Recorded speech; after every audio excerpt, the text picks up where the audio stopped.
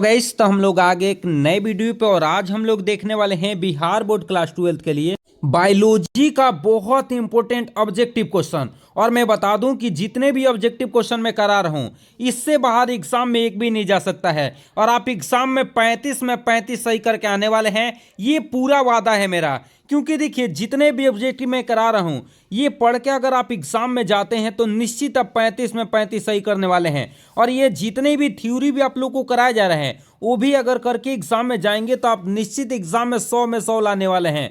ऐसे ही proper video को watch करते हुए आपको चलना है। तो चलिए वीडियो को स्टार्ट करते हैं और एक एक करके क्वेश्चन को हम लोग समझते हुए चलते हैं, क्योंकि एक एक क्वेश्चन आपके लिए बहुत ज्यादा जरूरी है और एक एक क्वेश्चन आपको एग्जाम में बहुत कुछ देने वाला है। तो देखिए, इसमें पहला क्वेश्चन क्या है कि डोडो क्या है, विलुप्त प्राणी है कि आपत्तिग्रस्त प्राणी है कि संकटग्रस्त प्राणी, कि इनमें से कोई नहीं। तो मैं बता दूं कि इसका राइट जवाब जो होने वाला है, याद रखिएगा, विलुप्त प्राणी है। डोडो कैसा प्राणी है, तो आपको याद रखना है कि ये विलुप्त प्राणी है। इसका राइट जवाब ए नंबर बिल्कुल क्या होने वाला है, सही होने वाला है। दूसरा क्वेश्चन देख लेते हैं क्या दे रखा है। दूसरा क्वेश्चन है कि निम्न में से कौन सा बाह्य स्थानीय संरक्षण का उदाहरण है। सबसे पहले हम लोग समझ लेते हैं कि बाह्य स्थानीय संरक्षण क्या होता है। देखिए, बाह्य स्थानीय संरक्षण किसे कहते हैं, तो वैसा संरक्षण जिसमें जीवों के सुरक्षा के लिए उनकी प्राकृतिक आवास से निकालकर किसी निश्चित स्थान पर रख देते हैं। मान लीजिए कि ये पूरा जंगल है, इस जंगल में कुछ ऐसे जीव हैं जो कि विलुप्त के कगार पे हैं। 3 जीवों को निकाल के और सुरक्षित स्थान पे रख दिया जाता है, उसे ही हम लोग बाह्य स्थानीय संरक्षण कहते हैं। जैसे में आप लोगों ने देखे होंगे कि बहुत सारे जीव जंतुओं के लिए क्या बनाया जाता है, जू उद्यान बनाया जाता है। जू मतलब क्या, जंतु उद्यान मतलब क्या, चिड़ियाघर। चिड़ियाघर में क्या किया जाता है, बहुत सारे ऐसे जीव हैं जो विलुप्त के कगार पे हैं, उनको वहां से जंगल से निकालकर किसी निश्चित स्थान पर रख दिया जाता है। उसी तरह वनस्पति उद्यान भी, उसी तरह का जीव सफारी पार्क, ये तीनों के तीनों ऐसे हैं जो जीवों की सुरक्षा करते हैं। वो भी कैसे जीव, जो विलुप्त के कगार पर हैं, उन जीवों के सुरक्षा के लिए कोई निश्चित स्थान बनाया जाता है और उस स्थान पे क्या किया जाता है, उनके जंगल से निकालकर किसी निश्चित स्थान पर रख दिया जाता है। इसमें का जो राइट जवाब होने वाला है, इसका राइट जवाब इनमें से सभी होने वाला है। याद रखिएगा कि बाह्य स्थानीय संरक्षण का उदाहरण निम्न में से क्या होने वाला है, सभी होने वाला है। इसका डी नंबर बिल्कुल क्या होने वाला है, सही होने वाला है। अगला है कि 100 स्थानीय संरक्षण के उदाहरण निम्न में से कौन सा है। पवित्र ओपन है, राष्ट्रीय उद्यान है, हॉट स्पॉट क्षेत्र है, इनमें सभी है। तो मैं बता दूं कि इसका भी राइट जवाब इनमें से सभी होने वाला है। सबसे पहले मैं बता देता हूं कि 100 स्थानीय संरक्षण क्या होता है। देखिए, कोई भी जीव जो विलुप्त के कगार पर है तो जहां पे है वहीं पे उसकी सुरक्षा कर देना। मतलब अगर जंगल में है, जहां पे ये उपलब्ध है वहीं पे सुरक्षा प्रदान कर देना। अगर जंगल में ये विलुप्त के कगार पर है तो पूरे जंगल को घेरवा देना ताकि उस जीवों की क्या हो जाए, सुरक्षा हो जाए। उसी को हम लोग क्या बोलते हैं, 100 स्थानीय संरक्षण बोलते हैं। और 100 स्थानीय संरक्षण का उदाहरण निम्न में से सभी है। और ये बताइए कि पवित्र उपवन किसे कहते हैं। देखिए, हमारे ग्रंथों में और क्या संस्कृतों में बताया गया है कि जितने भी धर्म स्थल बनाए गए हैं, बहुत सारा ऐसा जगह बना दिया गया है या बहुत सारे ऐसे पौधे जिनको क्या मान लिया गया है, धर्म से जोड़ दिया गया है, जिनको कोई काट नहीं सकता है। तो वो बहुत सारे ऐसे जगह हैं जहाँ पे छोड़ दिया गया है। जैसे में राजस्थान की औरावली है और क्या है, सरगुजा के पहाड़ियाँ है, उनसे उन जगहों को छोड़ दिया जाता है। वहाँ पे पेड़ काटना, खेती करना मना ही रहती है। उन स्थानों को पवित्र उपवन के नाम से क्या करते हैं, जानते हैं। हॉट स्पॉट क्षेत्र क्या होता है। देखिए, हॉट स्पॉट क्षेत्र वैसे क्षेत्र होते हैं जहाँ पे घेराबंदी कर दिया जाता है, जहाँ पे आम लोगों को जाना क्या रहता है, मतलब आम लोग वहाँ पे नहीं जा सकते हैं, क्योंकि जीवों की सुरक्षा के लिए वहाँ पर क्या कर दिया जाता है, वहाँ घेराव कर दिया जाता है। अगला क्वेश्चन देखिए क्या दे रखा है, ये भी क्वेश्चन बहुत इंपॉर्टेंट है। क्वेश्चन क्या कह रहा है कि देखिए क्या है, विश्व में कुल कितने हॉट स्पॉट क्षेत्र वर्तमान में है। 24 है, 34 है, 25 है, 3 है। तो मैं बता दूं कि इसका राइट जवाब होने वाला है कितना, 34 होने वाला है। बहुत पहले कितना था, तो आप लोग को सबसे पहले अगर हॉट स्पॉट क्षेत्र बनाया गया था तो कितना बनाया गया था, 25 बनाया गया था। और 9 माह बाद में ऐड किए गए तो टोटल कितने हो गए, 34 हो गए। हॉट स्पॉट क्षेत्रों की संख्या कितना हो गया है, 34 हो गया है, ध्यान रखेंगे। अगला क्वेश्चन देख लेते हैं क्या दे रखा है कि निम्न में से कौन भारत में पाए जाने वाले हॉट स्पॉट क्षेत्र है। पश्चिमी घाट है, श्रीलंका है, इंडो वर्मा और हिमालय। तो मैं बता दूं कि इसका भी राइट जवाब इनमें से सभी होगा। तो लास्ट ऑप्शन वही होगा कि इनमें से सभी। तो याद रखिएगा। और एक बात तो मैं बता देता हूं कि ये 2025 में ये क्वेश्चन आ रहा है, प्लीज इसको बड़े ध्यान से इसको पढ़ लीजिएगा। और जो नहीं पढ़ेगा वो निश्चित बेहतर नहीं करने वाला है। और देखिए, जो भी कुछ मैं आपको बता रहा हूं ये सब एग्जाम से रिलेटेड मैं बता रहा हूं, एक भी फालतू का चीज नहीं बता रहा हूं जिससे आपका टाइम पास हो। वही क्वेश्चन आपको कराया जा रहा है जिससे आप एग्जाम में बहुत बेहतरीन करें। अगला क्वेश्चन देख लेते हैं क्या है कि भारत में कुल कितने राष्ट्रीय उद्यान हैं? 90 है, 14 है, 448 है, इनमें से सभी है। मैं बता दूं कि इसका राइट जवाब जो होने वाला है वो 90 होने वाला है। राष्ट्रीय उद्यानों की संख्या हमारे भारत में कितनी है? तो 90 है, याद रख लेना है। लेकिन वही अगर 14 किसका है तो याद रखेगा कि जीवमंडल क्या है? संरक्षी है।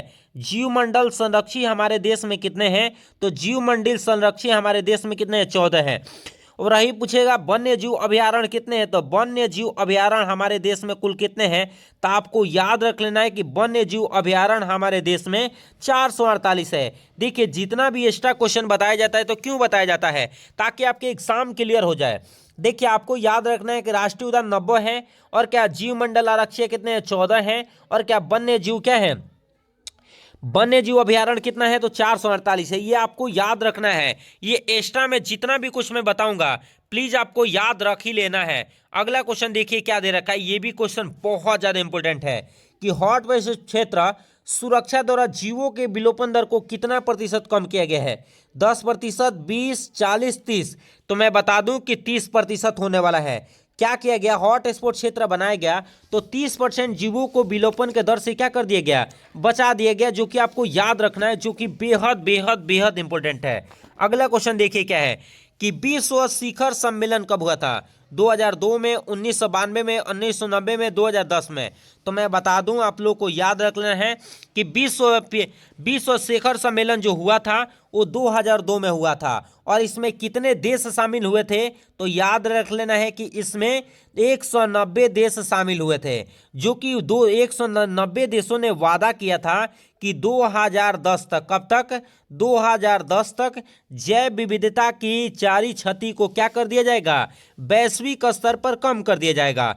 फिर से सुनिए, विश्व शिखर सम्मेलन 2002 में हुआ था, जिसमें से 190 देश भाग लिए थे, और 190 देशों ने वादा किया था कि 2010 तक जैव विविधता के जारी क्षति को क्या कर दिया जाएगा?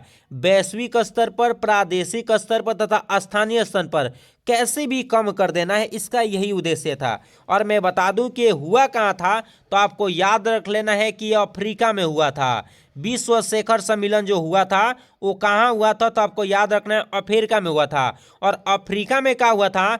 तो जोहान्सबर्ग में हुआ था। ये भी याद रखना है। कहाँ पे? तो जोहान्सबर्ग में ये हुआ था। ये भी आपको याद कर लेना है। तो मैं बता दूं कितने? 2002 में 190 देश शामिल हुए थे, और क्या 2010 तक क्या करना है? विश्व स्तर पर जैव विविधता क्षति को कम करना है। यह अफ्रीका में हुआ था, जोहान्सबर्ग में यह हुआ था।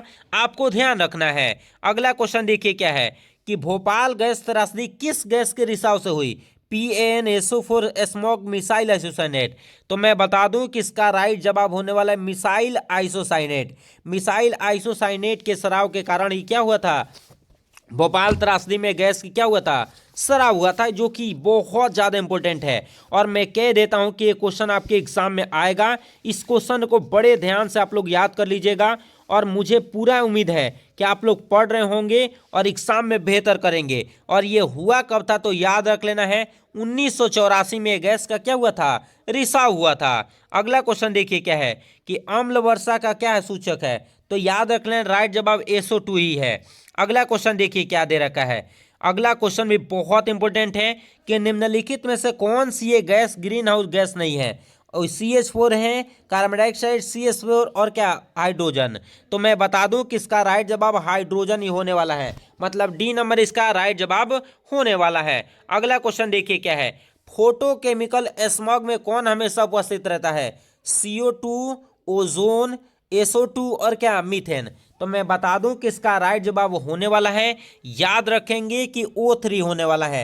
और O3 किसका सूत्र होता है, तो याद रखिएगा कि ओजोन का सूत्र होता है। या अब आप लोगों से मैं प्रश्न पूछना चाहता हूं कि ये बताइए कि वायुमंडल के किस दिशा में ओजोन परत पाया जाता है। जरूर कमेंट करके उसका आंसर आप लोग बताना है। आप लोग को छोड़ना नहीं है, जो भी क्वेश्चन मैं आप लोगों से पूछ दूं जरूर बताइएगा। अगला कि एलोपैथी किसके शराब यहाँ पे लिखना है, शराब के कारण होता है। Nectar, vitamin, Abis, pheromone. तो मैं बता दूं कि इसका राइट जवाब होने वाला है क्या चीज, सी नंबर बिल्कुल सही होने वाला है, आबिस होने वाला है। अगला क्वेश्चन देखिए क्या है। ये क्वेश्चन मैं उम्मीद के साथ कहता हूं कि एग्जाम में आने वाला क्वेश्चन है कि पर्यावरण और संरक्षण अधिनियम किस वर्ष में प्रभाव में आया। ऑप्शन में क्या दे रखा है, ऑप्शन में 1986, 1992, 1979, 1993। तो मैं बता दूं कि इसका राइट जवाब होने वाला है क्या चीज, 1986 होने वाला है। और बताइए ध्वनि प्रदूषण कब आया था, इसका आंसर कमेंट में आपको बताना है। अगला, निम्न में से कब चिपको आंदोलन हुआ था। ऑप्शन में क्या दे रखा है, देखिए क्या, 1974, 1989, 1984, 2004। तो मैं बता दूं कि इसका राइट जवाब 1974 होने वाला है। 1974 में क्या हुआ था, चिपको आंदोलन की क्या हुआ था, शुरुआत हुआ था, याद रखेंगे। अगला क्वेश्चन देख लेते हैं क्या दे रखा है। अगला क्वेश्चन भी बेहद इंपॉर्टेंट होने वाला है, बहुत इंपॉर्टेंट। अगला क्वेश्चन देखिए क्या दे रखा है कि पारिस्थितिक तंत्र में ऊर्जा का प्रवाह आहार श्रृंखला में होता है, एक दिशीय होता है, बहुदिशीय, और क्या इनमें से कोई नहीं। तो मैं बता दूं कि इसका राइट जवाब एक दिशीय होता है। पारिस्थितिक तंत्र में ऊर्जा का प्रवाह कैसे होता है, तो आपको याद रख लेना है कि ऊर्जा का प्रवाह एक दिशीय होता है, मतलब एक ही दिशा में होता है। अगला क्वेश्चन है कि एक पोषी स्तर से दूसरे पोषी स्तर तक स्थानांतरित ऊर्जा है, 10% की, 5% की, 20% की, 90%। तो मैं बता दूं कि इसका राइट जवाब 10% होने वाला है। देखिए ऊर्जा का प्रवाह एक से दूसरे में कितना होता है, तो आपको याद रख लेना है कि मात्र 10% होता है। निम्न में से कौन सा आहार श्रृंखला का सही है, घास है, गेहूं है, आम है, गलत है। घास है, बकरी है, शेर है, हाँ यही बिल्कुल सही होने वाला है, बाकी सब क्या है, गलत है। तो आपको क्या देखना होता है कि कौन लाइन बाय लाइन क्या हुआ है, सजा हुआ है। तो line by line B number बिल्कुल क्या होने वाला है, सही होने वाला है। अगला क्वेश्चन, निम्न में से कौन कीट भक्षी पौधा है, ड्राइसेरा है, नेपेथिन है, ए और बी दोनों है, और क्या हाइड्रिला है। तो मैं बता दूं कि इसका भी राइट जवाब सी नंबर बिल्कुल क्या होने वाला है, सही होने वाला है। और मैं आप लोग को बता दूं कि जितने भी ये क्वेश्चन मैं करा रहा हूं ये सब एनसीईआरटी के क्वेश्चन है, इसलिए बड़े ध्यान से देखना है। ऐसा नहीं कि मैं कोई भी फालतू का क्वेश्चन आप लोग को करा रहा हूं, एक भी फालतू का क्वेश्चन नहीं करा रहा हूं जिससे आपका टाइम पास हो। मैं वही क्वेश्चन का ला रहा हूं जाके, ताकि आप एग्जाम में बहुत ही बेहतरीन करें। अगला है कि निम्नलिखित में से कौन पिरामिड कभी उल्टा नहीं होता है, ऊर्जा का पिरामिड, जय भार का पिरामिड, संख्या का पिरामिड, शुष्क भार का पिरामिड।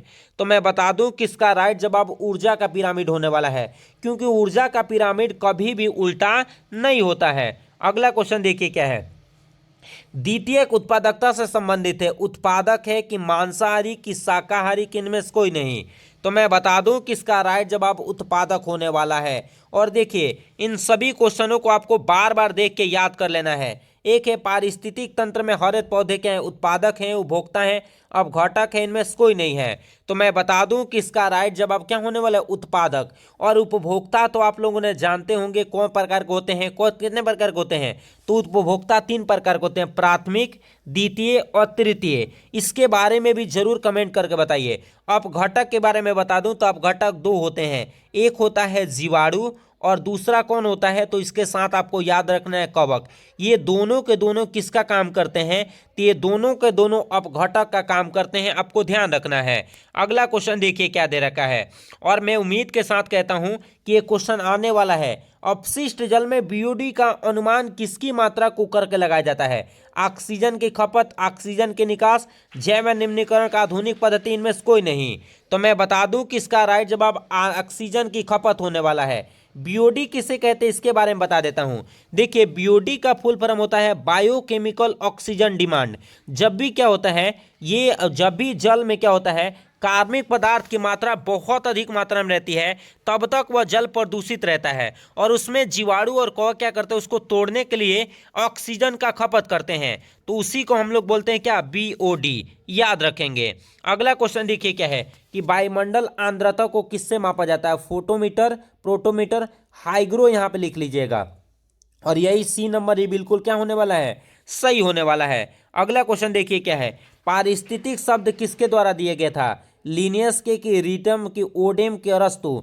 तो मैं बता दूं कि इसका राइट जवाब जो होने वाला है ओडेम होने वाला है।